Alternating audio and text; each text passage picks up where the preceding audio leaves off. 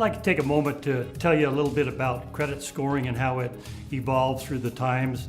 It's kind of humorous. I kind of like this story. It's about in about the 1800s in the Midwest, there was actually a mercantile person that was deciding to extend credit out to the local farmers and people around in town that was needing credit. So he advised the system that he could actually log them in and show what they're doing, their purchases, how they pay their bills, and that kind of history that was established for them. Well, it seemed to work out pretty good for him, and local business people around saw the success of this, and so they was asking him, as these clients would come over to do business with them, would you share that information with me so I don't have to blindly go into credit with these people?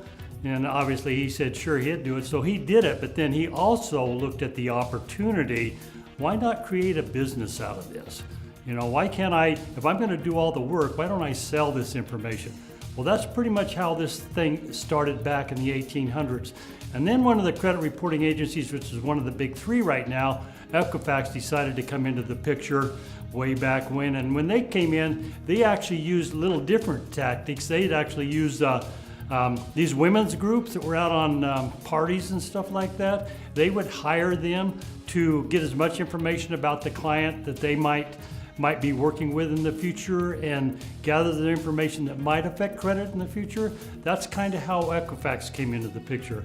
Then in about 1960, because of all of the creditors out there wanting a better source to evaluate the customer, our local, what we call then, credit reporting agencies came into existence. Now those are pretty much just based in the cities individually.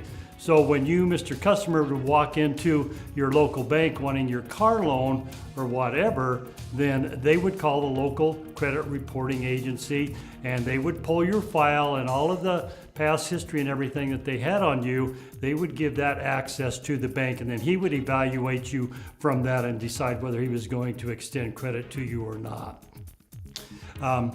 Which seemed to work pretty well, but the trouble is with that is that that's pretty time consuming. You have a secretary go pull a file, read through the file, and then it was pretty much your evaluation whether you were going to get credit or not. So there was a lot based on that might not be conducive to your getting credit. So back in the late 60s, early 70s, the major three credit reporting agencies, Experian, TransUnion, Equifax, decided that there's got to be a better way.